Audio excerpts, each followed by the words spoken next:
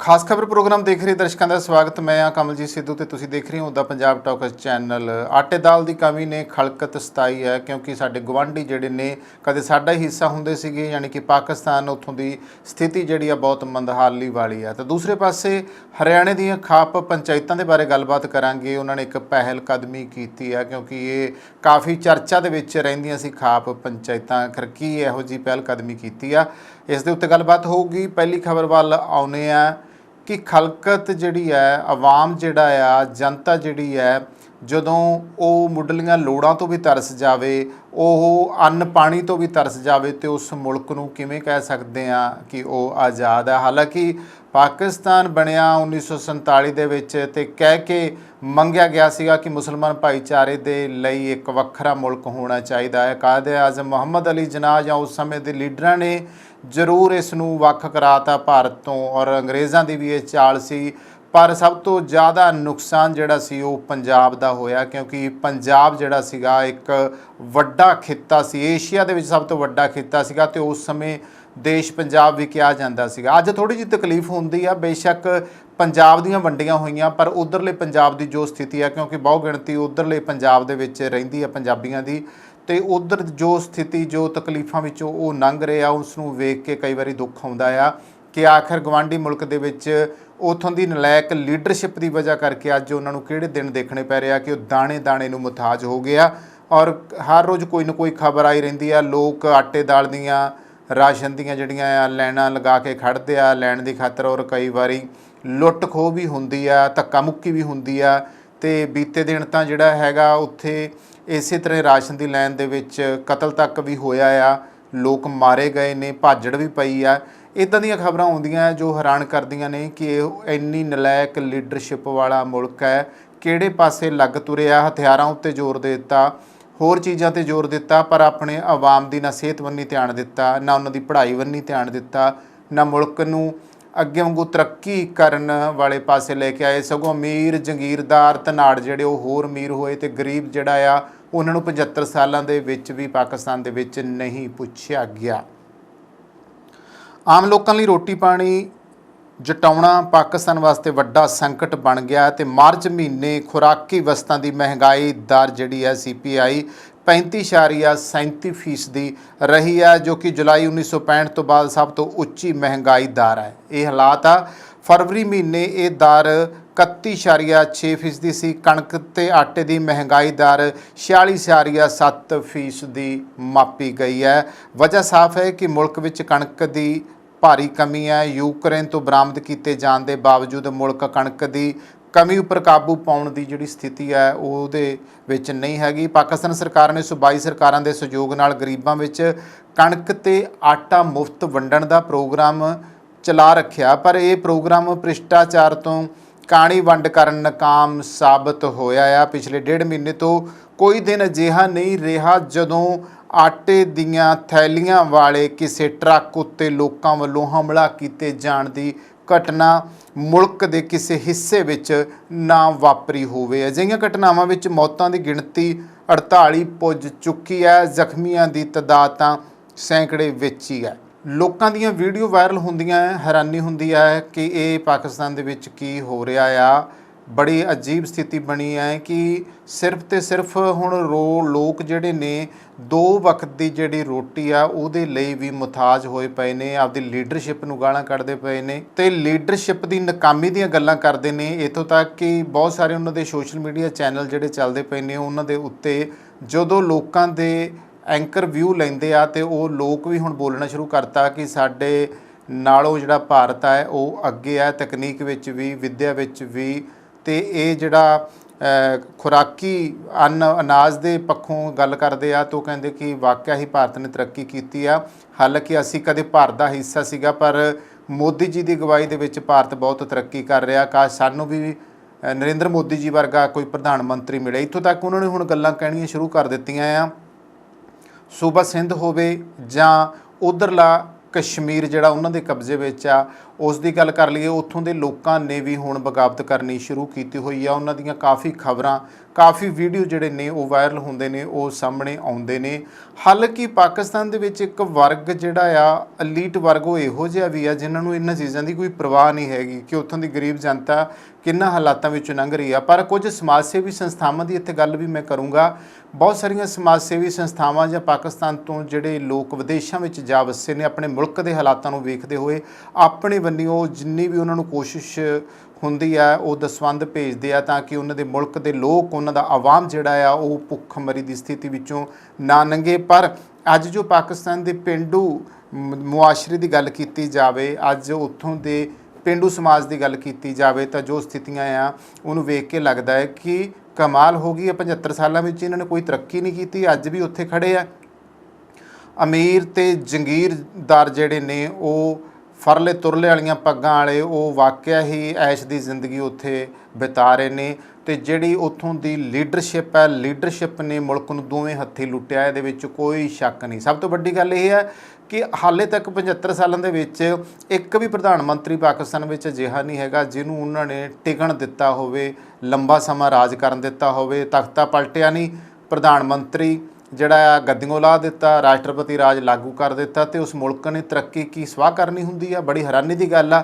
ਉੱਥੋਂ ਦੇ ਜਿਹੜੇ ਬਹੁਤ ਜ਼ਹੀਨ ਲੋਕ ਆ ਜਿਹੜੇ ਕਹਿੰਦੇ ਆ ਕਿ ਤਰੱਕੀ ਹੋਣੀ ਚਾਹੀਦੀ ਸੀ ਪਰ ਸਾਡੇ ਲੀਡਰਸ਼ਿਪ ਜਿਹੜੀ ਆ ਉਹਨੂੰ ਮੌਕਾ ਹੀ ਨਹੀਂ ਦਿੱਤਾ ਜਾਂਦਾ। ਹੁਣ ਤਾਂ ਨਵਾਂ ਯੂਥ ਜਿਹੜਾ ਆ ਉਹ ਉੱਠ ਕੇ ਬੋਲਣ ਲੱਗ ਪਿਆ ਕਿ ਤਰੱਕੀ ਕੀ ਕਰੀਏ, ਅਸੀਂ ਵੀ ਚਾਹੁੰਦੇ ਹਾਂ, ਅਸੀਂ ਇੰਡੀਆ ਵੱਲ ਨਹੀਂ ਵੇਖਦੇ ਹਾਂ ਤੇ ਅੱਜ ਇਹ ਸੋਚਦੇ ਹਾਂ ਕਿ ਸਾਡਾ ਮੁਲਕ ਕਦੇ ਇੰਡੀਆ ਦਾ ਹੀ ਹਿੱਸਾ ਹੁੰਦਾ ਸੀ, ਅਸੀਂ ਅਲੱਗ ਹੋ ਕੇ ਖੱਟਿਆ ਕੀ ਆ। ਇਹ ਕਾਫੀ ਸਾਰੇ ਸਵਾਲ ਹੁਣ ਉਹਨਾਂ ਦੇ ਜ਼ਿਹਨ ਦੇ ਵਿੱਚ ਆਉਂਦੇ ਆ ਤੇ ਬਹੁਤ ਸਾਰੇ ਜਿਹੜੇ ਲੋਕ ਆ ਉਹ ਪਛਤਾਉਂਦੇ ਆ ਕਿ ਅਸੀਂ ਭਾਰਤ ਛੱਡਿਆ ਹੀ ਕਿਉਂ ਸੀਗਾ।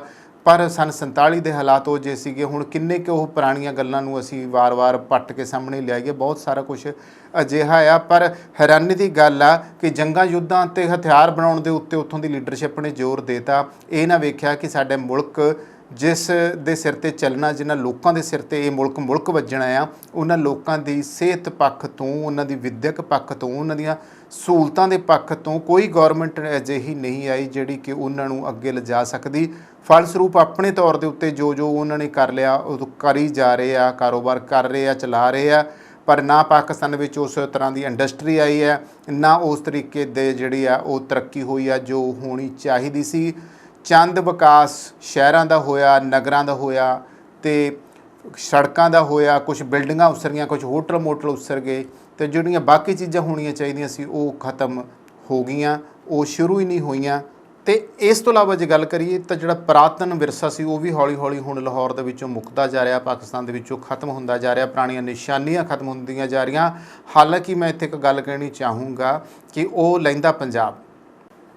ਲਹਿੰਦਾ ਪੰਜਾਬ ਜਿਹੜਾ ਮਹਾਰਾਜਾ ਰਣਜੀਤ ਸਿੰਘ ਰਾਜ ਵੇਲੇ ਦਾ ਪੰਜਾਬ ਸੀ ਜਾਂ ਉਸ ਤੋਂ ਪਹਿਲਾਂ ਦਾ ਪੰਜਾਬ ਸੀਗਾ, ਉਸ ਪੰਜਾਬ ਦੇ ਬਾਰੇ ਅੰਗਰੇਜ਼ ਕਹਿੰਦੇ ਸੀਗੇ ਕਿ ਇਹ ਸਾਡੇ ਇੰਗਲੈਂਡ ਅਮਰੀਕਾ ਦੇ ਨਾਲੋਂ 50 ਸਾਲ ਅੱਗੇ ਆ। ਤੁਸੀਂ ਦੇਖੋ ਅਸੀਂ ਕਿੱਥੇ ਸੀਗੇ ਤੇ ਅੱਜ ਉੱਥੋਂ ਦੀ ਨਲਾਇਕ ਗੌਰਮੈਂਟ ਨੇ ਦੇਸ਼ ਵੰਡ ਤੋਂ ਬਾਅਦ ਜੇ ਲਾਹੌਰ ਜਾਂ ਉੱਧਰ ਇਲਾਕੇ ਅਗਰ ਉੱਧਰ ਆ ਗਏ ਆ, ਉਹਨਾਂ ਦੇ ਹਿੱਸੇ ਆਏ ਆ, ਤਾਂ ਉਹਨਾਂ ਨੇ ਉੱਥੋਂ ਦੀ ਕੀ ਦੁਰਦਸ਼ਾ ਕਰ ਦਿੱਤੀ ਆ। ਜਲੂਸ ਕਢਾਇਆ ਇੱਥੋਂ ਤੱਕ ਕਿ ਪਾਕਿਸਤਾਨ ਦੇ ਬਹੁਤੇ ਪ੍ਰਧਾਨ ਮੰਤਰੀ ਦੂਸਰੇ ਦੇਸ਼ਾਂ ਵੱਲੋਂ ਆਸ ਲਾਈ ਬੈਠੇ ਆ, ਉਹਨਾਂ ਦੇ ਵੱਲੋਂ ਉਹਨਾਂ ਦਾ ਧਿਆਨ ਜਾਂਦਾ ਹੈ ਕਿ ਅਸੀਂ ਉਹਨਾਂ ਕੋਲੋਂ ਕੁਝ ਮੰਗੀਏ। ਪਰ ਉੱਥੋਂ ਦਾ ਆਵਾਮ ਹੁਣ ਉਹਨਾਂ ਨੂੰ ਲਾਹਨਤਾਂ ਪਾਉਣ ਲੱਗ ਪਿਆ ਕਿ ਤੁਸੀਂ ਠੂਠਾ ਫੜ ਲਿਆ, ਤੁਸੀਂ ਸੁੱਤੇ ਪਏ ਸੀਗੇ, ਤੁਸੀਂ ਇਹਦੇ ਨਾਲ ਤੋਂ ਗੁਆਂਢੀ ਮੁਲਕ ਜਿਹੜਾ ਸੀਗਾ ਭਾਰਤ, ਉਹਦੇ ਨਾਲ ਹੀ ਗੱਲ ਕਰ ਲੈਂਦੇ ਤੇ ਉਹ ਫਿਰ ਵੀ ਤੁਹਾਨੂੰ ਸਹਿਯੋਗ ਦੇਣ ਲਈ ਅੱਗੇ ਉਹਨਾਂ ਨੇ ਆਉਣਾ ਸੀਗਾ। ਔਰ ਇੱਥੋਂ ਤੱਕ ਕਿ ਜਿਵੇਂ ਰਵੀ ਸਿੰਘ ਖਾਲਸਾ ਏਡ ਵਾਲੇ ਉੱਥੇ ਪਹੁੰਚਿਆ, ਜੋ ਭੁੱਖਮਰੀ ਦੇ ਹਾਲਾਤ ਹੋਏ ਆ। ਹਾਲਾਂਕਿ ਪਿਛਲੇ ਵਰੇ ਜਿਹੜੇ ਹੜ੍ਹ ਆਏ ਆ, ਹੜ੍ਹਾਂ ਕਰਕੇ ਵੀ ਪਾਕਿਸਤਾਨ ਦੀ ਆਰਥਿਕ ਸਥਿਤੀ ਦੇ ਵਿੱਚ ਕਾਫੀ ਨਿਘਾਰ ਆਇਆ।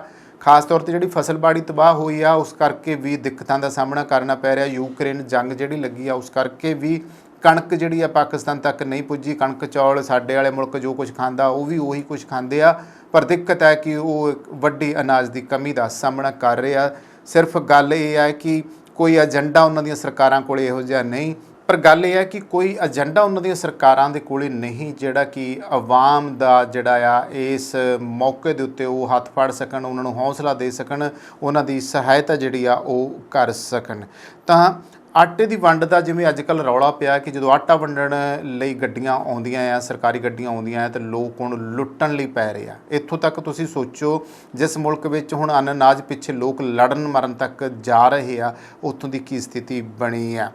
ਤਾਂ 31 ਮਾਰਚ ਨੂੰ ਕਰਾਚੀ ਦੀ ਇੱਕ ਘਟਨਾ ਹੋਈ ਹੈ। ਉੱਥੇ ਇੱਕ ਕੰਪਨੀ ਵਿੱਚ ਰਮਜ਼ਾਨ ਮਹੀਨੇ ਦੌਰਾਨ ਖੁਰਾਕ ਦੀ ਖੈਰਾਤੀ ਵੰਡ ਦੇ ਇੱਕ ਪ੍ਰੋਗਰਾਮ ਦੌਰਾਨ ਮਚੀ ਭਾਜੜ ਦੇ ਵਿੱਚ 12 ਲੋਕ ਮਾਰੇ ਗਏ ਅਤੇ 60 ਤੋਂ ਵੱਧ ਜਿਹੜੇ ਨੇ ਜ਼ਖਮੀ ਹੋਏ ਨੇ। ਮ੍ਰਿਤਕਾਂ ਵਿੱਚ 8 ਔਰਤਾਂ ਤੇ 3 ਬੱਚੇ ਸ਼ਾਮਲ ਨੇ। ਪ੍ਰੋਗਰਾਮ ਦੇ ਪ੍ਰਬੰਧਕਾਂ ਦਾ ਦਾਅਵਾ ਆ ਕਿ ਭਾਜੜ ਦੌਰਾਨ ਬਿਜਲੀ ਦੀ ਇੱਕ ਨੰਗੀ ਤਾਰ ਤੋਂ ਕਰੰਟ ਲੱਗਣ ਕਾਰਨ ਬਹੁਤੀਆਂ ਮੌਤਾਂ ਹੋਈਆਂ ਨੇ। ਪਰ ਅੰਗਰੇਜ਼ੀ ਅਖਬਾਰ ਡਾਨ ਦੀ ਰਿਪੋਰਟ ਅਨੁਸਾਰ ਭਾਜੜ ਪ੍ਰੋਗਰਾਮ ਵਾਲੀ ਥਾਂ ਤੇ ਬਹੁਤ ਵੱਡੀ ਭੀੜ ਜੁਟ ਜਾਣ ਕਾਰਨ ਅਤੇ ਭੀੜ ਨੂੰ ਕੰਟਰੋਲ ਵਿੱਚ ਰੱਖਣ ਵਾਸਤੇ ਲੋੜੀਂਦੇ ਇੰਤਜ਼ਾਮਾਂ ਦੀ ਕਮੀ ਕਾਰਨ ਮੱਚੀ ਤੇ ਇਸ ਕਰਕੇ ਜਿਹੜੇ ਆ ਲੋਕ ਮਾਰੇ ਗਏ ਨੇ। ਮ੍ਰਿਤਕਾਂ ਦੇ ਵਾਰਸਾਂ ਦਾ ਕਹਿਣਾ ਹੈ ਕਿ ਪ੍ਰਬੰਧਕਾਂ ਨੇ ਤਾਂ ਪਹਿਲਾਂ ਤਾਂ ਪ੍ਰਚਾਰ ਇਸ ਢੰਗ ਨਾਲ ਕੀਤਾ ਕਿ ਜਿਵੇਂ ਹਜ਼ਾਰਾਂ ਥੈਲੇ ਵੰਡੇ ਜਾਣੇ ਹੋਣ। ਇਸ ਕਰਕੇ ਕਰਾਚੀ ਮਹਾਨਗਰ ਦੇ ਸਾਰੇ ਕੋਨਿਆਂ ਤੋਂ ਲੋੜਵੰਦ ਉੱਥੇ ਪਹੁੰਚ ਗਏ। ਜਦੋਂ ਲੋਕਾਂ ਨੂੰ ਇਹ ਦਿਸਿਆ ਕਿ ਵੰਡਿਆ ਜਾਣ ਵਾਲਾ ਆਟਾ ਤਾਂ ਇੱਕ ਟਰੱਕ ਜਿੰਨਾ ਆ ਤੇ ਆਪਤਾਪੀ ਤੇ ਖੋਹ ਖਿੱਚ ਵਾਲਾ ਜਿਹੜਾ ਮਾਹੌਲ ਸੀ, ਉਹਦੀ ਵੀਡੀਓ ਵੀ ਵਾਇਰਲ ਹੋਈ ਸੀਗੀ, ਉਹ ਉੱਥੇ ਬਣ ਗਿਆ। ਇਸ ਦੌਰਾਨ ਕਿਸੇ ਨੇ ਦਾਅਵਾ ਕੀਤਾ ਕਿ ਬਿਜਲੀ ਦੀ ਨੰਗੀ ਤਾਰ ਤੇ ਪੈਰ ਆਉਣ ਕਾਰਨ ਇੱਕ ਔਰਤ ਮਰ ਗਈ ਆ। ਇਸ ਤੇ ਫੇਰ ਭਾਜੜਾਂ ਪੈ ਗਈਆਂ ਤੇ ਜਦ ਮਿੰਟਾਂ ਦੇ ਵਿੱਚ ਹੀ ਚੰਦ ਮਿੰਟਾਂ ਦੇ ਵਿੱਚ ਹੀ ਕੁਰਹਾਮ ਵਾਲਾ ਆਲਮ ਬਣ ਗਿਆ। ਸੂਬਾ ਸਿੰਧ ਦੇ ਵਜ਼ੀਰੇ ਆਲਾ ਯਾਨੀ ਕਿ ਮੁੱਖ ਮੰਤਰੀ ਮੁਰਾਦ ਅਲੀ ਸ਼ਾਹ ਨੇ ਮ੍ਰਿਤਕਾਂ ਦੇ ਵਾਰਸਾਂ ਨੂੰ 5-5 ਲੱਖ ਰੁਪਏ ਅਤੇ ਜ਼ਖਮੀਆਂ ਨੂੰ 1-1 ਲੱਖ ਰੁਪਏ ਦੀ ਫੌਰੀ ਮਦਦ ਦੇਣ ਦਾ ਐਲਾਨ ਕੀਤਾ ਆ।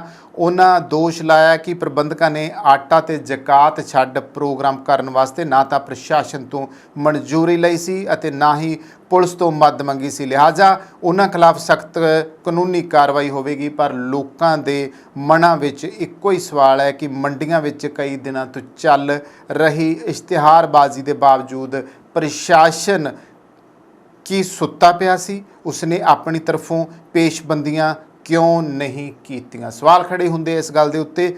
ਕਰਾਚੀ ਵਾਲੇ ਦੁਖਾਂਤ ਤੋਂ ਇੱਕ ਦਿਨ ਪਹਿਲਾਂ ਸਾਹੀਵਾਲ ਪੰਜਾਬ ਵਿੱਚ, ਜਿਹਨੂੰ ਅਸੀਂ ਪਹਿਲਾਂ ਮਿੰਟ ਗੁਮਰੀ ਕਹਿੰਦੇ ਸਨ, ਉੱਥੇ ਆਟੇ ਦੀ ਵੰਡ ਨੂੰ ਲੈ ਕੇ ਹੋਏ ਫਸਾਦ ਵਿੱਚ ਇੱਕ ਔਰਤ ਜਿਹੜੀ ਸੀ ਉਹ ਮਾਰੀ ਗਈ ਸੀ ਅਤੇ 56 ਦੇ ਕਰੀਬ ਜਿਹੜੇ ਆ ਬੰਦੇ ਜ਼ਖਮੀ ਹੋਏ ਸੀ। ਜ਼ਖਮੀਆਂ ਵਿੱਚ 48 ਔਰਤਾਂ ਸ਼ਾਮਲ ਨੇ। ਇਸ ਤਰ੍ਹਾਂ ਸੂਬਾ ਖੈਬਰ ਪਖਤੂਨਵਾ ਵਿੱਚ ਵੀ ਭਗਦੜ ਨੇ ਇੱਕ ਜਾਨ ਲਈ ਆ। 15 ਲੋਕ ਜਿਹੜੇ ਨੇ ਜ਼ਖਮੀ ਹੋਏ ਨੇ। ਸੂਬਾ ਪੰਜਾਬ ਜੋ ਕਿ ਪਾਕਿਸਤਾਨ ਦਾ ਸਭ ਤੋਂ ਖੁਸ਼ਹਾਲ ਸੂਬਾ ਮੰਨਿਆ ਜਾਂਦਾ ਹੈ, ਜੋ ਮੁਲਤਾਨ, ਮੁਜ਼ੱਫਰਗੜ੍ਹ ਤੇ ਫੈਸਲਾਬਾਦ ਜ਼ਿਲ੍ਹਿਆਂ ਵਿੱਚ ਖੁਰਾਕੀ ਫਸਾਦ 4 ਬਜ਼ੁਰਗਾਂ ਦੀਆਂ ਜਾਨਾਂ ਲੈ ਚੁੱਕੇ ਨੇ। ਉਕਾੜਾ ਵਿੱਚ ਆਟਾ ਵੰਡ ਸਮਾਗਮ ਦੌਰਾਨ ਹੋਏ ਧੱਕਾ ਮੁੱਕੀ ਵਿੱਚ 4 ਔਰਤਾਂ ਬੇਹੋਸ਼ ਹੋ ਗਈਆਂ ਤੇ ਇਹਨਾਂ ਨੂੰ ਬਹੁਤ ਮੁਸ਼ਕਲ ਨਾਲ ਹਸਪਤਾਲ ਪਹੁੰਚਾਇਆ ਗਿਆ। ਅਖਬਾਰ ਦੀ ਨਿਊਜ਼ ਦੀਆਂ ਰਿਪੋਰਟਾਂ ਦੀ ਆਪਾਂ ਇੱਥੇ ਗੱਲ ਕਰਦੇ ਹਾਂ। ਇਸ ਅਨੁਸਾਰ ਸੂਬਾ ਖੈਬਰ ਪਖਤੂਨਵਾ ਵਿੱਚ ਤਾਂ ਸਥਿਤੀ ਜਿਹੜੀ ਆ ਹੋਰ ਵੀ ਵੱਧ ਨਾਸਾਜ਼ ਹੈ। ਪਿਸ਼ਾਵਰ ਪੁਲਿਸ ਨੇ ਸ਼ਨੀਚਰਵਾਰ ਨੂੰ ਆਟੇ ਦੇ ਟਰੱਕ ਲੁੱਟਣ ਅਤੇ ਸ਼ਾਹਰਾਹ ਠੱਪ ਕਰਨ ਦੇ ਦੋਸ਼ਾਂ ਹੇਠ 58 ਲੋਕ ਗ੍ਰਿਫਤਾਰ ਕੀਤੇ ਨੇ। ਇਹਨਾਂ ਵਿੱਚੋਂ 40 ਔਰਤਾਂ ਨੇ। ਇਸ ਜ਼ਿਲ੍ਹੇ ਵਿੱਚ ਲੋਕਾਂ ਵੱਲੋਂ 27 ਤੋਂ 28 ਮਾਰਚ ਨੂੰ ਕੋਹਾਟ ਰੋਡ ਦੇ ਉੱਤੇ 6-6 ਘੰਟਿਆਂ ਲਈ ਆਵਾਜਾਈ ਠੱਪ ਕੀਤੀ ਗਈ ਸੀ।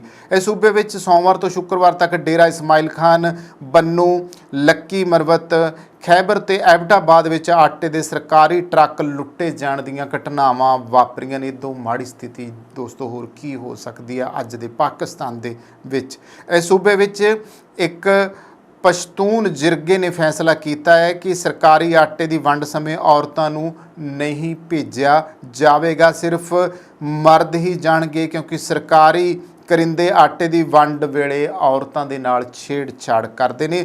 ਅਖਬਾਰ ਫਰੰਟੀਅਰ ਪੋਸਟ ਨੇ ਉਪਰੋਕਤ ਫੈਸਲੇ ਦੇ ਪ੍ਰਸੰਗ ਵਿੱਚ ਗਿਲਗਿਤ ਬਲਾਟਿਸਤਾਨ ਖਿੱਤੇ ਦੀ ਬਿਆਮ ਤਹਿਸੀਲ ਵਿੱਚ ਵਾਪਰੀ ਘਟਨਾ ਦਾ ਹਵਾਲਾ ਦਿੱਤਾ ਹੈ, ਜਿੱਥੇ ਔਰਤਾਂ ਦੀ ਛੇੜਛਾੜ ਤੋਂ ਭੜਕੇ ਫਸਾਦ ਵਿੱਚ 3 ਪੁਲਿਸ ਮੁਲਾਜ਼ਮਾਂ ਸਮੇਤ 6 ਲੋਕ ਜਿਹੜੇ ਸੀਗੇ ਜ਼ਖਮੀ ਹੋ ਗਏ ਸਨ ਅਤੇ ਪੁਲਿਸ ਦੀਆਂ 3 ਗੱਡੀਆਂ ਫੂਕ ਦਿੱਤੀਆਂ ਸਨ। ਬਾਅਦ ਵਿੱਚ ਉਸੇ ਤਹਿਸੀਲ ਦੇ ਢੰਡਾਈ ਥਾਣੇ ਦੇ ਉੱਤੇ ਲੋਕਾਂ ਦੇ ਹਜੂਮ ਦੇ ਬੰਨਿਓ ਜੋ ਆ ਹਮਲਾ ਕੀਤਾ ਗਿਆ ਆ।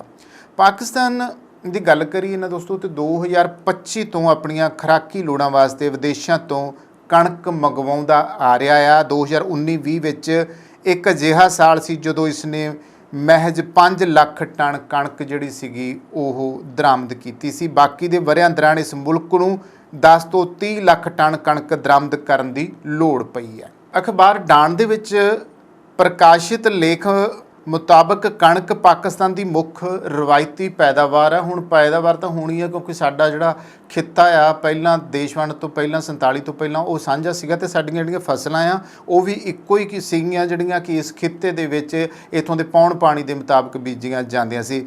ਇਸ ਵਾਰੀ ਕੁੱਲ ਕੌਮੀ ਪੈਦਾਵਾਰ 2.50 ਕਰੋੜ ਟਨ ਦੇ ਆਸ-ਪਾਸ ਰਹਿਣ ਦੀ ਉਮੀਦ ਹੈ, ਜਦੋਂ ਕਿ ਕੁੱਲ ਕੌਮੀ ਜੋ ਮੰਗ ਹੈ 2.90 ਕਰੋੜ ਟਨ ਤੋਂ ਘੱਟ ਨਹੀਂ ਰਹਿਣ ਵਾਲੀ। ਇਸ ਦੇ ਮੱਦੇਨਜ਼ਰ ਮੁਲਕ ਨੂੰ 40 ਲੱਖ ਟਨ ਦਰਾਮਦ ਕਰਨੀ ਹੀ ਪਵੇਗੀ।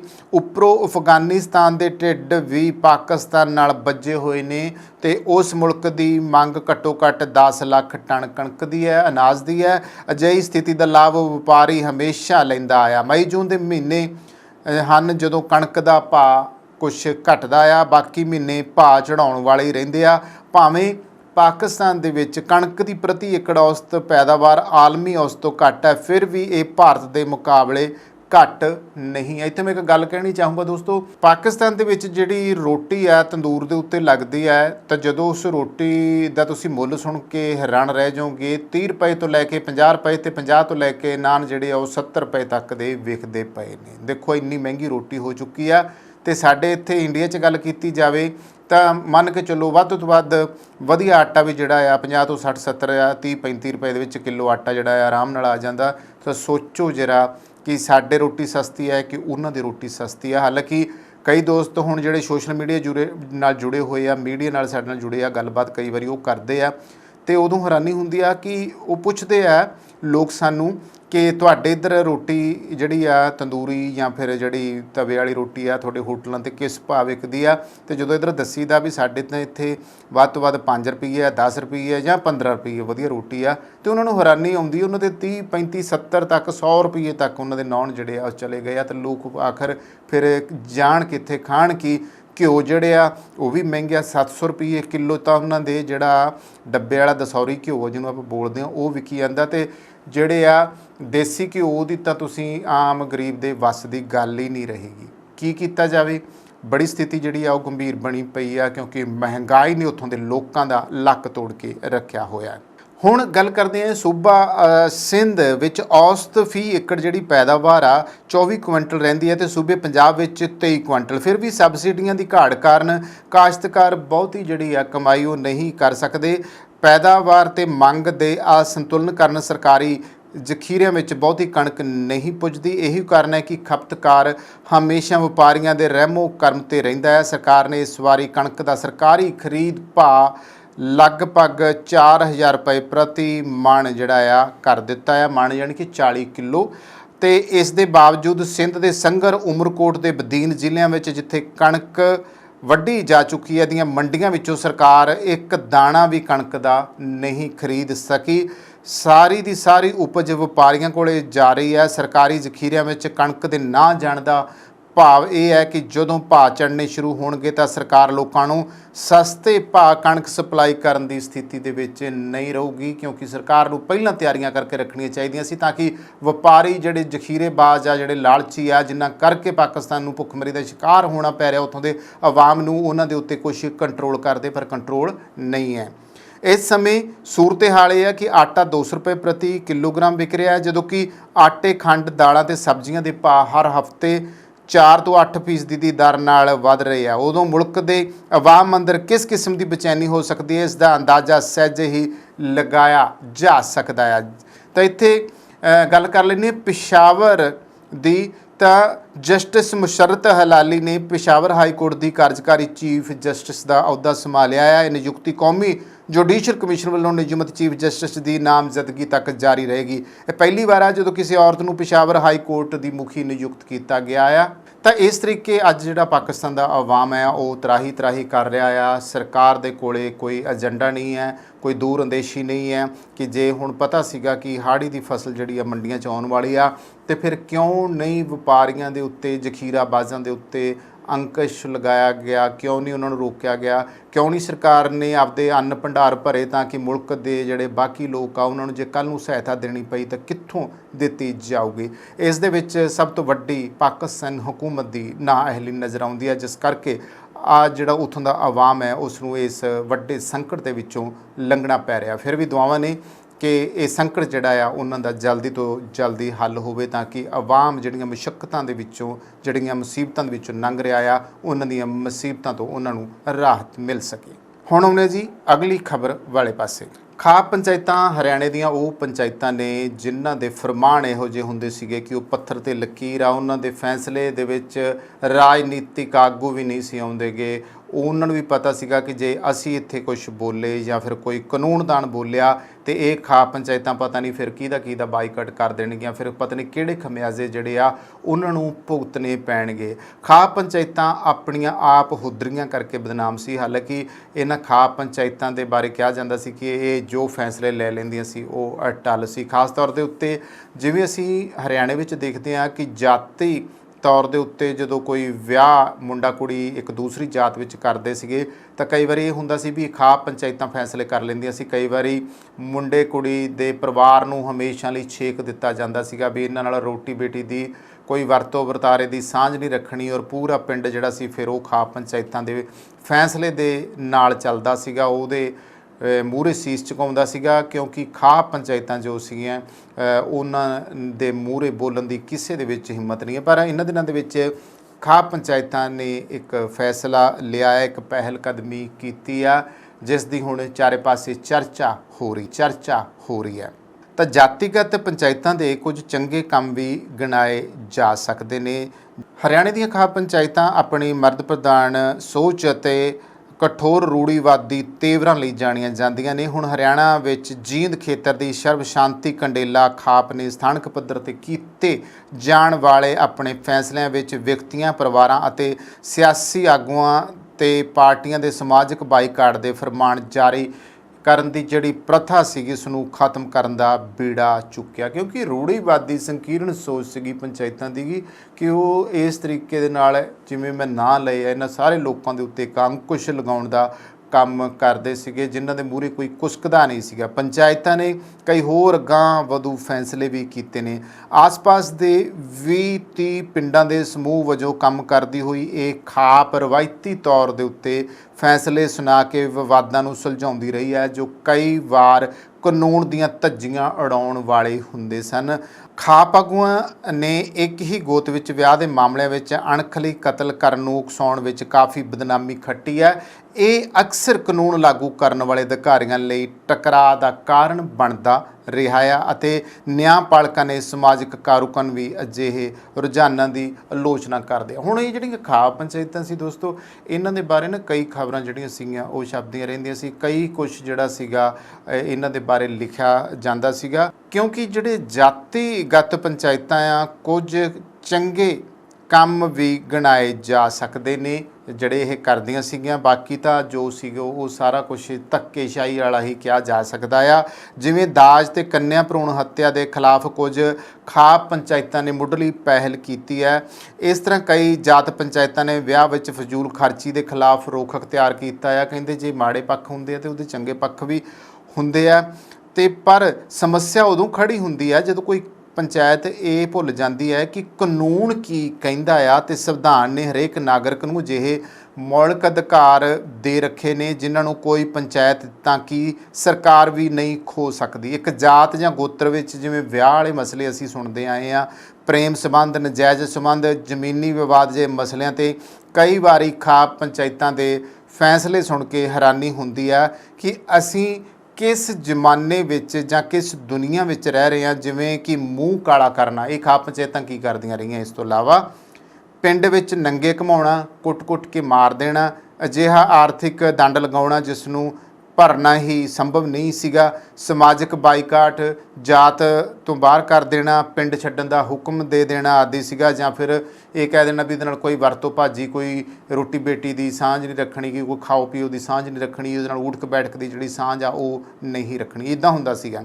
ਬਾਗਪਤ ਜ਼ਿਲ੍ਹੇ ਦੀ ਇੱਕ ਘਟਨਾ ਦੀ ਗੱਲ ਕਰ ਲੈਂਦੇ ਹਾਂ, ਨਾਲ ਭਾਰਤ ਨੂੰ ਦੁਨੀਆ ਭਰ 'ਚ ਸ਼ਰਮਸਾਰ ਹੋਣਾ ਪਿਆ ਸੀ, ਜਿਸ ਵਿੱਚ ਖਾਪ ਪੰਚਾਇਤ ਨੇ ਇੱਕ ਦਲਿਤ ਪਰਿਵਾਰ ਦੇ ਲੜਕੇ ਦੀ ਸਜ਼ਾ ਦੇ ਰੂਪ ਵਿੱਚ ਉਸ ਦੀਆਂ 2 ਭੈਣਾਂ ਨੂੰ ਨੰਗੀਆਂ ਕਰਕੇ ਘੁਮਾਉਣਾ, ਉਹਨਾਂ ਦਾ ਬਲਾਤਕਾਰ ਕਰਨ ਤੇ ਫਿਰ ਮੂੰਹ ਦੇ ਉੱਤੇ ਕਾਲਖ ਮਲਣ ਦਾ ਫਰਮਾਨ ਸੁਣਾ ਦਿੱਤਾ ਸੀ। ਇਸ ਲੜਕੇ ਉੱਤੇ ਇੱਕ ਉੱਚ ਜਾਤ ਦੀ ਔਰਤ ਨੂੰ ਭਜਾਉਣ ਦਾ ਦੋਸ਼ ਸੀਗਾ। ਇਸ ਮਾਮਲੇ ਨੂੰ ਐਮਨੈਸਟੀ ਇੰਟਰਨੈਸ਼ਨਲ ਨੇ ਵੀ ਚੁੱਕਿਆ ਸੀਗਾ। ਬ੍ਰਿਟੇਨ ਦੀ ਸੰਸਦ ਤੱਕ ਇਹ ਮਾਮਲਾ ਜਿਹੜਾ ਸੀਗਾ ਉਹ ਗੂੰਜਿਆ ਸੀਗਾ। ਅਜਿਹੇ ਹੋਰ ਵੀ ਉਦਾਹਰਨ ਜਿਹੜੇ ਨੇ ਉਹ ਮਿਲ ਜਾਣਗੇ। ਤਾਂ ਖਾਪ ਪੰਚਾਇਤਾਂ ਦੇ ਫਰਮਾਨਾਂ ਤੇ ਵਾਰ-ਵਾਰ ਵਿਵਾਦ ਦੇ ਉੱਤੇ ਸਵਾਲ ਉੱਠਣ ਦੇ ਬਾਵਜੂਦ ਇਹਨਾਂ ਦਾ ਹੁਣ ਤੱਕ ਕੁਝ ਨਹੀਂ ਵਿਗੜਿਆ। ਪਰੰਪਰਿਕ ਤੇ ਜਾਤੀਗਤ ਕਾਰਨਾਂ ਤੋਂ ਇਲਾਵਾ ਇਹ ਹਮੇਸ਼ਾ ਇਸ ਲਈ ਵੀ ਤਾਕਤਵਰ ਬਣੀਆਂ ਰਹੀਆਂ ਨੇ ਕਿ ਇਹਨਾਂ ਨੂੰ ਰਾਜਨੀਤਿਕ ਜਿਹੜੇ ਲੀਡਰ ਸੀ ਉਹਨਾਂ ਦੀ ਸਰਪ੍ਰਸਤੀ ਰਹਿੰਦੀ ਸੀ। ਕੋਈ ਵੀ ਨੇਤਾ ਆਪਣੀ ਜਾਤ ਦੀ ਖਾਪ ਪੰਚਾਇਤ ਦੇ ਖਿਲਾਫ ਮੂੰਹ ਖੋਲ੍ਹਣ ਦੀ ਹਿੰਮਤ ਨਹੀਂ ਦਿਖਾ ਸਕਦਾ, ਕਿਉਂਕਿ ਉਸ ਨੂੰ ਵੋਟ ਖਿਸਕਣ ਦਾ ਡਰ ਸਤਾਉਂਦਾ ਹੈ। ਇਸ ਲਈ ਇਹ ਪ੍ਰਤੱਖ ਤੌਰ ਤੇ ਜਾਂ ਪਰਦੇ ਦੇ ਪਿੱਛੇ ਰਹਿ ਕੇ ਖਾਪ ਦੇ ਫੈਸਲਿਆਂ ਨੂੰ ਪੂਰਾ ਸਮਰਥਨ ਦੇ ਰਹੇ ਹੁੰਦੇ ਨੇ ਤੇ ਘੱਟੋ ਘੱਟ ਚੁੱਪੀ ਸਾਧ ਲੈਂਦੇ ਨੇ। ਰਾਜਨੀਤੀ ਦਾ ਕੰਮ ਸਿਰਫ ਕਿਸੇ ਤਰ੍ਹਾਂ ਜਿੱਤਣਾ ਨਹੀਂ ਹੁੰਦਾ, ਸਗੋਂ ਜਨਮਾਨਸ ਨੂੰ ਬਦਲਣਾ ਵੀ ਹੁੰਦਾ। ਜੇਕਰ ਸਾਡੇ ਸਿਆਸਤਦਾਨ ਤੇ ਸੱਤਾਧਾਰੀ ਧਿਰਾਂ ਇਹ ਧਰਮ ਨਿਭਾ ਰਹੇ ਹੁੰਦੇ ਤਾਂ ਖਾਪ ਪੰਚਾਇਤਾਂ ਕਾਨੂੰਨ ਦੇ ਖਿਲਾਫ ਜਾਣ ਦੀ ਜੁਰਤ ਨਾ ਕਰਦੀਆਂ। ਇਹ ਮਸਲਾ ਸਾਰਾ ਵੋਟਾਂ ਦਾ ਤੇ ਪਿੰਡਾਂ ਵਿੱਚ ਖਾਪ ਪੰਚਾਇਤਾਂ ਦਾ ਬੋਲਬਾਲਾ ਹੈ, ਜਿਸ ਕਰਕੇ ਰਾਜਨੀਤਿਕ ਲੋਕ ਇਹਨਾਂ ਖਿਲਾਫ ਨਹੀਂ ਬੋਲਦੇ। ਪਰ ਸੁਪਰੀਮ ਕੋਰਟ ਨੇ ਸਖਤ ਹੁਕਮ ਜਾਰੀ ਕਰਕੇ ਇਤਿਹਾਸਕ ਭੂਮਿਕਾ ਨਿਭਾਈ ਵੀ ਸੀਗੀ ਇਹਨਾਂ ਦੇ ਉੱਤੇ ਅੰਕੁਸ਼ ਲਾਉਣ ਦੇ ਮਾਮਲੇ ਵਿੱਚ। ਪਰ ਹੁਣ ਜਿਹੜਾ ਫੈਸਲਾ ਇਹ ਸਿਰਫ ਇੱਕ ਪੰਚਾਇਤ ਨੇ ਕੀਤਾ ਆ, ਤਾਂ ਖਾਪ ਦੀ ਜਿਹੜੀ ਪਛਾਣ ਖਿੱਚੂ ਮਾਨਸਿਕਤਾ ਅਤੇ ਨਿਯਮਾਂ ਨੂੰ ਵਿਆਪਕ ਤੌਰ ਦੇ ਉੱਤੇ ਸਵੀਕਾਰ ਕੀਤਾ ਜਾਂਦਾ ਆ। ਇਸ ਨੇ ਬਰਾਬਰੀ ਵਾਲੇ ਸਮਾਜ ਦੀ ਸਿਰਜਣਾ ਦੇ ਰਾਹ ਦੇ ਵਿੱਚ ਰੋਕਾਂ ਖੜੀਆਂ ਕੀਤੀਆਂ ਹੋਈਆਂ ਨੇ। ਇਹ ਲਿੰਗ ਅਨੁਪਾਤ, ਮਰਦਾਂ ਤੇ ਔਰਤਾਂ ਵਿਚਲਾ ਅਨੁਪਾਤ ਅਤੇ ਸਾਖਰਤਾ ਦਰ ਦੇ ਵਿੱਚ ਰਾਜ ਦੀ ਸਥਿਤੀ ਤੋਂ ਸਪਸ਼ਟ ਹੁੰਦਾ ਆ ਕਿ ਹਰਿਆਣੇ ਵਿੱਚ ਸਮੁੱਚੀ ਨਵੀਂ ਸਾਖਰਤਾ ਜਿਹੜੀ ਦਰ ਹੈ ਉਹ 75% ਹੈ। ਪੁਰਸ਼ਾਂ ਵਿੱਚ ਸਾਖਰਤਾ ਦਰ 84% ਆ, ਔਰਤਾਂ ਦੇ ਵਿੱਚ 66% ਆ। ਤੇ 2015 ਤੋਂ ਸਰਕਾਰ ਦੇ ਬੇਟੀ ਪੜ੍ਹਾਓ ਬੇਟੀ ਬਚਾਓ ਪ੍ਰੋਗਰਾਮ ਨੂੰ ਸਰਗਰਮੀ ਨਾਲ ਪ੍ਰਚਾਰੇ ਜਾਣ ਦੇ ਬਾਵਜੂਦ 2022 ਵਿੱਚ ਪ੍ਰਤੀ 1000 ਮਰਦਾਂ ਦੇ ਪਿੱਛੇ 917 ਲੜਕੀਆਂ ਦੀ ਜਨਮ ਦਰ ਦੇ ਨਾਲ ਹੀ ਇਹ ਪੜ੍ਹੇ ਲਿਖੇ ਪਰਿਵਾਰਾਂ ਦੁਆਰਾ ਲੜਕੀਆਂ ਨੂੰ ਤਰਜੀਹ ਦੇਣ ਅਤੇ ਕੰਨਿਆ ਭਰੂਣ ਹੱਤਿਆ ਦੇ ਖਤਰੇ ਨੂੰ ਦਰਸਾਉਂਦਾ ਹੈ। ਇਸ ਰੋਸ਼ਨੀ ਵਿੱਚ ਕੰਨਿਆ ਭਰੂਣ ਹੱਤਿਆ ਦੀ ਸਮਾਜਿਕ ਬੁਰਾਈ ਵਿਰੁੱਧ ਕੰਡੇਲਾ ਜਿਹੜੀ ਖਾਪ ਆ ਜਿਹਨੇ ਇਹ ਫੈਸਲਾ ਦਿੱਤਾ ਆ, ਲੜਕੀਆਂ ਦੀ ਸਿੱਖਿਆ ਨੂੰ ਉਤਸ਼ਾਹਿਤ ਕਰਨ ਅਤੇ ਨੁੱਕੜ ਮੀਟਿੰਗਾਂ ਕਰਨ ਦਾ ਫੈਸਲਾ ਵੀ ਸ਼ਲਾਘਾਯੋਗ ਹੈ। ਪਿੰਡ ਦੇ ਬਜ਼ੁਰਗਾਂ ਦਾ ਇਹ ਉਪਰਾਲਾ ਸ਼ਹਿਰੀ ਅਤੇ ਪੇਂਡੂ ਵਿਦਿਆਰਥਣਾਂ ਅਤੇ ਉਹਨਾਂ ਦੇ ਬਾਅਦ ਦੇ ਜਿਹੜੇ ਕੈਰੀਅਰ ਵਿਚਕਾਰ ਪ੍ਰਾਪਤ ਕੀਤੀ ਗਈ ਜਿਹੜੀ ਸਿੱਖਿਆ ਦੀ ਗੁਣਵੱਤਾ ਵਿੱਚ ਬਹੁਤ ਜ਼ਿਆਦਾ ਨਾਵਾਜਬ ਪਾੜੇ ਨੂੰ ਵੀ ਦੂਰ ਕਰੇਗਾ। ਵਿਆਹ ਸਮਾਗਮਾਂ ਦੀ ਫਜ਼ੂਲ ਖਰਚੀ ਨੂੰ ਖਤਮ ਕਰਨ ਦਾ ਸੰਕਲਪ ਵੀ ਆਮ ਤੌਰ ਤੇ ਕੀ ਹੁੰਦਾ ਸੀਗਾ ਕਿ ਉਧਰ ਹਰਿਆਣੇ ਦੇ ਜਿਹੜੇ ਬਹੁਤੇ ਲੋਕ ਸੀਗੇ ਉੱਥੇ ਜਿਵੇਂ ਫਜ਼ੂਲ ਖਰਚੀ ਬਹੁਤ ਸੀ, ਦਿਖਾਵੇਬਾਜ਼ੀ ਬਹੁਤ ਸੀ। ਕਈ ਖਾਪ ਪੰਚਾਇਤਾਂ ਨੇ ਇਹ ਬਹੁਤ ਸੋਹਣੇ ਫੈਸਲੇ ਕੀਤੇ ਆ ਕਿ ਲਿਮਟਡ ਜਿਹੜੀ ਬਰਾਤ ਆ, ਲਿਮਟਡ ਜਿਹੜਾ ਖਾਣ ਪੀਣ ਦਾ ਖਰਚਾ, ਲੰਗਰ ਪਾਣੀ ਦਾ ਖਰਚਾ, ਤਾਂ ਉਹ ਫਜ਼ੂਲ ਖਰਚੀ ਸੀਗੀ। ਉਹ ਫਜ਼ੂਲ ਖਰਚੀ ਦੇ ਉੱਤੇ ਅੰਕੁਸ਼ ਲਗਾਇਆ, ਜਿਸ ਵਜ੍ਹਾ ਕਰਕੇ ਫਿਰ ਇਹ ਤਬਦੀਲੀ ਵੱਡੀ ਆਈ ਹੈ। ਇਸ ਲਈ ਸ਼ਲਾਘਾ ਕਰਨੀ ਵੀ ਬਣਦੀ ਆ। ਪਰ ਜਿੱਥੇ ਜਿੱਥੇ ਖਾਪ ਪੰਚਾਇਤਾਂ ਹਜੇ ਨਹੀਂ ਬਦਲੀਆਂ, ਜਿੱਥੇ ਅੜੀਆਂ ਹੋਈਆਂ ਆ, ਉੱਥੇ ਹਜੇ ਵੀ ਜ਼ਰੂਰਤ ਹੈ ਕਿ ਇਹ ਸਾਰੀਆਂ ਪੰਚਾਇਤਾਂ ਹੈ, ਇਕੱਲੀ ਕੰਡੇਲਾ ਜਿਹੜੀ ਖਾਪ ਆ ਉਹ ਬਦਲੀ ਆ। ਬਾਕੀਆਂ ਨੂੰ ਵੀ ਇਹਨਾਂ ਦੇ ਨਕਸ਼ੇ ਕਦਮ ਦੇ ਉੱਤੇ ਆਉਣਾ ਪਊਗਾ।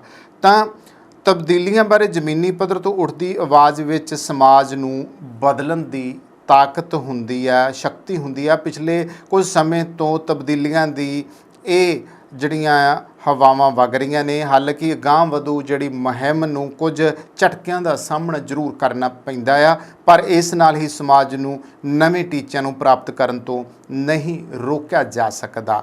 ਬਦਲ ਰਹੇ ਆਰਥਿਕ ਰਿਸ਼ਤਿਆਂ ਅਤੇ ਗਿਆਨ ਵਿਗਿਆਨ ਦੀ ਲੋਕਾਂ ਵਿੱਚ ਪਹੁੰਚ ਨੇ ਲੋਕ ਮਾਨਸਿਕਤਾ ਅਤੇ ਸਮਾਜਿਕ ਬਣਤਰਾਂ 'ਤੇ ਅਗਾਂਹ ਵਧੂ ਅਸਰ ਤਾਂ ਪਾਉਣਾ ਹੀ ਹੈ। ਇਹ ਵੱਖਰੀ ਗੱਲ ਹੈ ਕਿ ਅਜਿਹੇ ਵਿਕਾਸ ਦੌਰਾਨ ਕਈ ਵਾਰ ਵੱਡੀਆਂ ਅੜਚਨਾਂ ਦਾ ਸਾਹਮਣਾ ਵੀ ਕਰਨਾ ਪੈਂਦਾ ਆ, ਕਿਉਂਕਿ ਹੁਣ ਜੇ ਇੱਕ ਖਾਪ ਪੰਚਾਇਤ ਨੇ ਇਸ ਤਰ੍ਹਾਂ ਦਾ ਫੈਸਲਾ ਸੁਣਾਇਆ ਤਾਂ ਬਾਕੀ ਜਿਹੜੀਆਂ ਆ ਹੋ ਸਕਦਾ ਕੁਝ ਦਿਨਾਂ ਬਾਅਦ ਵਿਰੋਧ ਦੀ ਸੁਰ ਵੀ ਉਠਾ ਲੈਣ ਵੀ ਇਸ ਖਾਪ ਪੰਚਾਇਤ ਨੇ ਚੰਗਾ ਨਹੀਂ ਕੀਤਾ ਤੇ ਅਸੀਂ ਇਹਨਾਂ ਦੇ ਇਸ ਫੈਸਲੇ ਉੱਤੇ ਨਹੀਂ ਚੱਲ ਸਕਦੇ।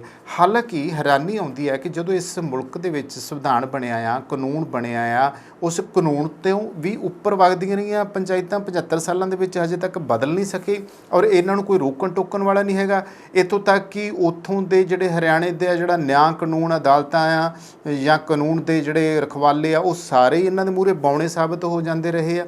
ਇਹ ਜਿਹੀਆਂ ਸਥਿਤੀਆਂ ਵਿੱਚੋਂ ਹਰਿਆਣੇ ਨੂੰ ਲੰਘਣਾ ਪਿਆ, ਲੋਕਾਂ ਨੂੰ ਲੰਘਣਾ ਪਿਆ, ਕਿੰਨਿਆਂ ਨੂੰ ਕਿੰਨੀ ਮਾਨਸਿਕ ਪੀੜ ਸਹਿਣੀ ਪਈ ਆ, ਕਿੰਨਾਂ ਨੂੰ ਪ੍ਰਤਾੜਿਤ ਕੀਤਾ ਗਿਆ, ਕਿੰਨਿਆਂ ਨੂੰ ਮਾਰਿਆ ਗਿਆ, ਕਿੰਨਾਂ ਨੂੰ ਹਮੇਸ਼ਾ ਲਈ ਸਮਾਜ ਵਿੱਚੋਂ ਛੇਕਿਆ ਗਿਆ। ਉਹ ਕਿਹੜੀਆਂ ਮਾਨਸਿਕ ਹਾਲਾਤਾਂ ਦੇ ਵਿੱਚ ਉਹ ਲੋਕ ਜਿਉਂਦੇ ਹੋਣੇ ਆ ਕਿ ਜਿਉਂ ਮਰੇ ਹੋਣੇ ਆ ਕਿ ਜਿਉਂਦੇ ਹੀ ਮਰ ਗਏ ਹੋਣੇ ਆ। ਇਹੋ ਜਿਹੀਆਂ ਸਥਿਤੀਆਂ ਸੀਗੀਆਂ। ਲੋੜ ਹੈ ਖਾਪ ਪੰਚਾਇਤਾਂ ਦਾ ਜਿਸ ਤਰੀਕੇ ਨਾਲ ਹੁਣ ਇਹ ਪੰਚਾਇਤ ਬਦਲੀ ਆ, ਬਾਕੀ ਪੰਚਾਇਤਾਂ ਵੀ ਇਸ ਤਰੀਕੇ ਬਦਲਣ।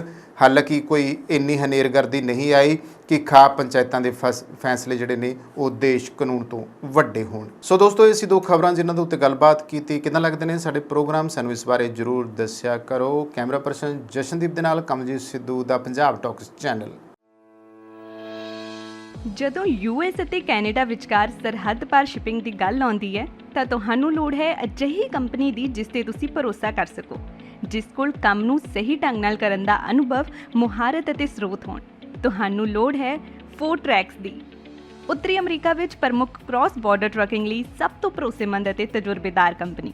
ਸਤਿ ਸ਼੍ਰੀ ਅਕਾਲ ਜੀ, ਵੈਲਕਮ ਟੂ ਫੋਰਟਰੈਕਸ, ਤੁਹਾਡੀ ਆਪਣੀ ਨਾਰਥ ਅਮਰੀਕਾ ਵਾਈਡ ਕੰਪਨੀ।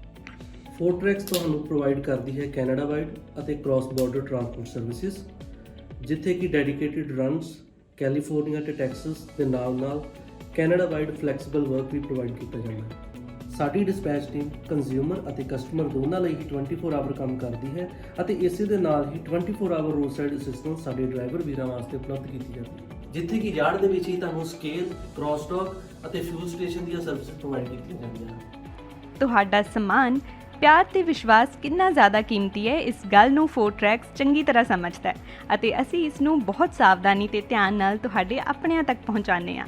ਸਾਡੀ ਆਧੁਨਿਕ ਟਰੈਕਿੰਗ ਟੈਕਨੋਲੋਜੀ ਦੀ ਮਦਦ ਨਾਲ ਤੁਸੀਂ ਆਪਣੀ ਸ਼ਿਪਮੈਂਟ ਨੂੰ ਟਰੈਕ ਕਰ ਸਕਦੇ ਹੋ। ਇਸ ਲਈ ਭਾਵੇਂ ਮੰਜ਼ਿਲ ਕਿੰਨੀ ਹੀ ਦੂਰ ਕਿਉਂ ਨਾ ਹੋਏ, ਫੋਰਟਰੈਕਸ ਤੁਹਾਡਾ ਪਿਆਰ ਤੁਹਾਡੇ ਆਪਣਿਆਂ ਤੱਕ ਪਹੁੰਚਾਉਣ ਲਈ ਹੈ ਹਮੇਸ਼ਾ ਤਿਆਰ। ਅੱਜ ਹੀ ਸਾਡੀ ਡਰਾਈਵਰਾਂ, ਵੇਅਰਹਾਊਸਾਂ ਅਤੇ ਲੌਜਿਸਟਿਕ ਮਾਹਿਰਾਂ ਦੇ ਵਿਆਪਕ ਨੈਟਵਰਕ ਨਾਲ ਜੁੜੋ ਤੇ ਆਪਣੇ ਕਾਰੋਬਾਰ ਨੂੰ ਉਚੇਰੇ ਪੱਧਰ ਤੇ ਲੈ ਜਾਓ। ਫੋਰਟਰੈਕਸ ਤੁਹਾਡਾ ਭਰੋਸਾ ਹਮੇਸ਼ਾ ਬਰਕਰਾਰ ਰੱਖਦੀ ਆਈ ਹੈ ਤੇ ਹਮੇਸ਼ਾ ਰੱਖੇਗੀ। ਹੋਰ ਜਾਣਨ ਲਈ ਅੱਜ ਹੀ ਸਾਡੇ ਨਾਲ ਸੰਪਰਕ ਕਰੋ।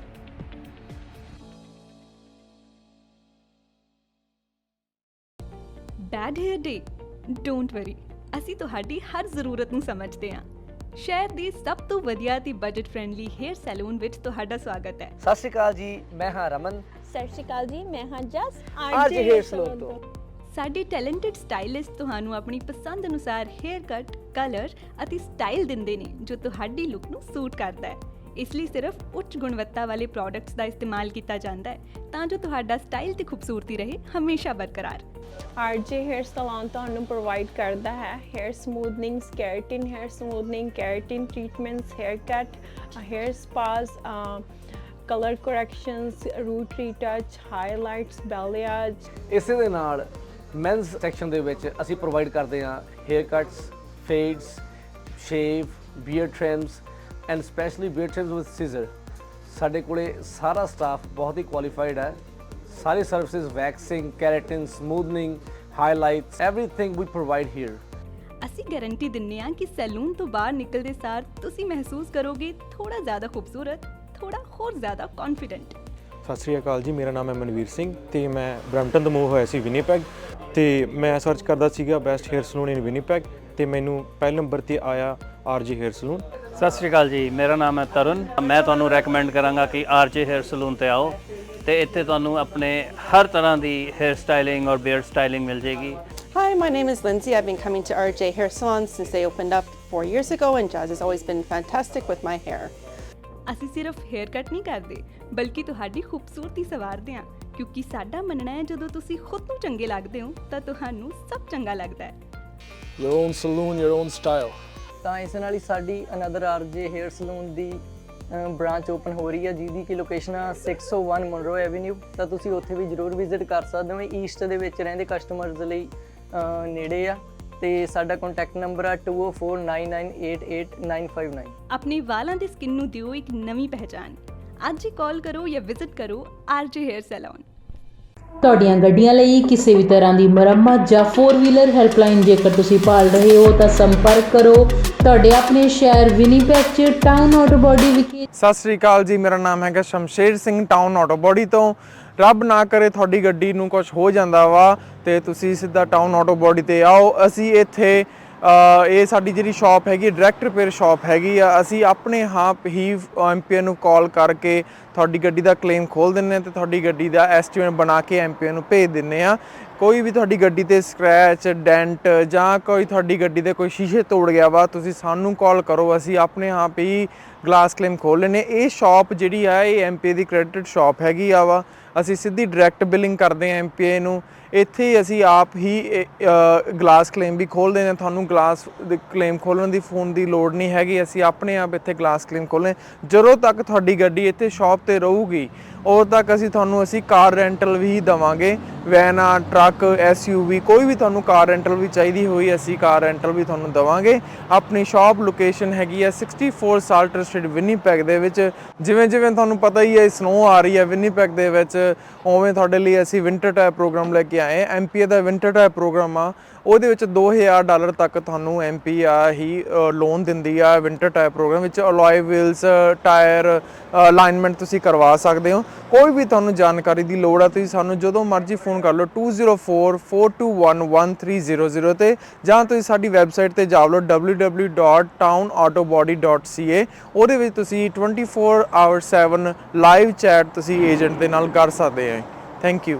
ਹਾਂਜੀ, ਸਤਿ ਸ੍ਰੀ ਅਕਾਲ ਜੀ। ਮੇਰੀ ਗੱਡੀ ਦਾ ਇੱਥੇ ਇੱਕ ਡੈਂਟ ਜਿਹਾ ਪੈ ਗਿਆ ਸੀਗਾ। ਉਸ ਤੋਂ ਬਾਅਦ ਮੈਂ ਇਹਨਾਂ ਕੋਲ ਟਾਊਨ ਆਟੋ ਬਾਡੀ ਵਾਲਿਆਂ ਕੋਲ ਆਇਆ ਤੇ MPI ਤੋਂ ਕਲੇਮ ਲੈਣ ਤੋਂ ਬਾਅਦ ਇਹਨਾਂ ਕੋਲ ਗੱਡੀ ਆਪਾਂ ਨੇ ਰੱਖ ਦਿੱਤੀ ਤੇ ਥੋੜੀ ਦਿਨਾਂ ਦੇ ਵਿੱਚ ਇਹਨਾਂ ਨੇ ਗੱਡੀ ਮੇਰੀ ਪੂਰੀ ਚੰਗੀ ਤਰ੍ਹਾਂ ਮੁਕੰਮਲ ਕਰਕੇ ਸਹੀ ਕਰਕੇ ਦੇ ਦਿੱਤੀ ਹੈ ਤੇ ਨਾਲ ਦੀ ਨਾਲ ਇਹਨਾਂ ਨੇ ਗੱਡੀ ਦੀ ਮੇਰੀ ਦੀ ਡਿਟੇਲਿੰਗ ਵੀ ਕਰਤੀ, ਧੋਤੀ ਤੇ ਗੱਡੀ ਪੂਰੀ ਲਿਸ਼ਕਾਤੀ ਤੇ ਬਹੁਤ ਵਧੀਆ ਜਿਹੜੀ ਆ ਕਸਟਮਰ ਸਰਵਿਸ ਵੀ ਦਿੰਦੇ ਨੇ। ਤੇ ਜੇਕਰ ਤੁਹਾਨੂੰ ਉਸ ਟਾਈਮ ਤੇ ਜੇਕਰ ਤੁਹਾਡੀ ਗੱਡੀ ਖਰਾਬ ਹੋਈ ਹੈ ਤੇ ਕੋਈ ਰੈਂਟਲ ਗੱਡੀ ਤੁਸੀਂ ਚਲਾਉਣ ਨੂੰ ਲੈਣੀ ਹੈ ਤੇ ਉਹ ਵੀ ਜਿਹੜੀ ਹੈ ਤੁਹਾਨੂੰ ਪ੍ਰੋਵਾਈਡ ਕਰ ਦਿੰਦੇ ਨੇ। ਮੈਂ ਤੁਹਾਨੂੰ ਹਾਈਲੀ ਰਿਕਮੈਂਡ ਕਰਾਂਗਾ ਵਿਨੀਪੈਗ ਏਰੀਆ ਦੇ ਵਿੱਚ ਜਾਂ ਤੁਸੀਂ ਕਿਸੇ ਹੋਰ ਲਾਗ ਪਾਸ ਦੇ ਏਰੀਆ ਦੇ ਵਿੱਚ ਤੁਹਾਡੀ ਗੱਡੀ ਹੈ ਖਰਾਬ ਹੁੰਦੀ ਹੈ, ਤੁਸੀਂ ਇਹਨਾਂ ਕੋਲ ਪਹੁੰਚੋ ਤੇ ਬਹੁਤ ਹੀ ਵਧੀਆ ਸਰਵਿਸ ਤੇ ਜਲਦੀ ਜਿਹੜੀ ਤੁਹਾਨੂੰ ਆ ਤੁਹਾਡੀ ਗੱਡੀ ਚਲਦੀ ਕਰਕੇ ਦੇ ਦਿੰਦੇ ਨੇ।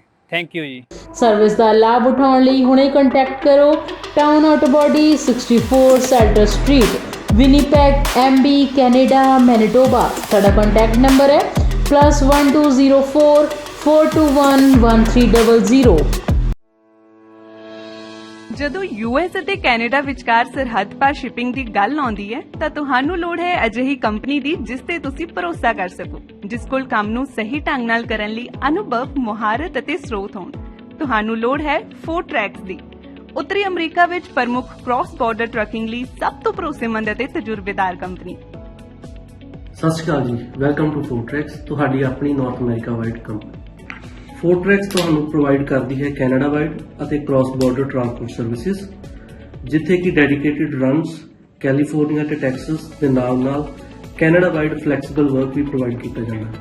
ਸਾਡੀ ਡਿਸਪੈਚ ਟੀਮ ਕੰਜ਼ਿਊਮਰ ਅਤੇ ਕਸਟਮਰ ਦੋਨਾਂ ਲਈ ਹੀ 24 ਆਵਰ ਕੰਮ ਕਰਦੀ ਹੈ ਅਤੇ ਇਸੇ ਦੇ ਨਾਲ ਹੀ 24 ਆਵਰ ਰੋਡ ਸਾਈਡ ਅਸਿਸਟੈਂਸ ਸਾਡੇ ਡਰਾਈਵਰ ਵੀਰਾਂ ਵਾਸਤੇ ਉਪਲਬਧ ਕੀਤੀ ਜਾਂਦੀ ਹੈ, ਜਿੱਥੇ ਕਿ ਯਾਰਡ ਦੇ ਵਿੱਚ ਹੀ ਤੁਹਾਨੂੰ ਸਕੇਲ, ਕ੍ਰਾਸਟਾਕ ਅਤੇ ਫਿਊਲ ਸਟੇਸ਼ਨ ਦੀਆਂ ਸਰਵਿਸਿਜ਼ ਪ੍ਰੋਵਾਈਡ ਕੀਤੀਆਂ ਜਾਂਦੀਆਂ ਹਨ।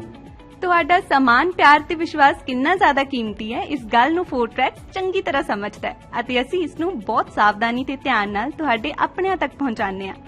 ਸਾਡੀ ਆਧੁਨਿਕ ਟਰੈਕਿੰਗ ਟੈਕਨੋਲੋਜੀ ਦੀ ਮਦਦ ਨਾਲ ਤੁਸੀਂ ਆਪਣੀ ਸ਼ਿਪਮੈਂਟ ਨੂੰ ਟਰੈਕ ਕਰ ਸਕਦੇ ਹੋ। ਇਸ ਲਈ ਭਾਵੇਂ ਮੰਜ਼ਿਲ ਕਿੰਨੀ ਹੀ ਦੂਰ ਕਿਉਂ ਨਾ ਹੋਏ, 4Tracks ਤੁਹਾਡਾ ਪਿਆਰ ਤੁਹਾਡੇ ਆਪਣਿਆਂ ਤੱਕ ਪਹੁੰਚਾਉਣ ਲਈ ਹੈ ਹਮੇਸ਼ਾ ਤਿਆਰ। ਅੱਜ ਹੀ ਸਾਡੇ ਡਰਾਈਵਰਾਂ, ਵੇਅਰਹਾਊਸਾਂ ਅਤੇ ਲੌਜਿਸਟਿਕ ਮਾਹਿਰਾਂ ਦੇ ਵਿਆਪਕ ਨੈਟਵਰਕ ਨਾਲ ਜੁੜੋ ਤੇ ਆਪਣੇ ਕਾਰੋਬਾਰ ਨੂੰ ਉਚੇਰੇ ਪੱਧਰ ਤੇ ਲੈ ਜਾਓ। 4Tracks ਤੁਹਾਡਾ ਭਰੋਸਾ ਹਮੇਸ਼ਾ ਬਰਕਰਾਰ ਰੱਖਦੀ ਆਈ ਹੈ ਤੇ ਹਮੇਸ਼ਾ ਰੱਖੇਗੀ। ਹੋਰ ਜਾਣਨ ਲਈ ਅੱਜ ਹੀ ਸਾਡੇ ਨਾਲ ਸੰਪਰਕ ਕਰੋ।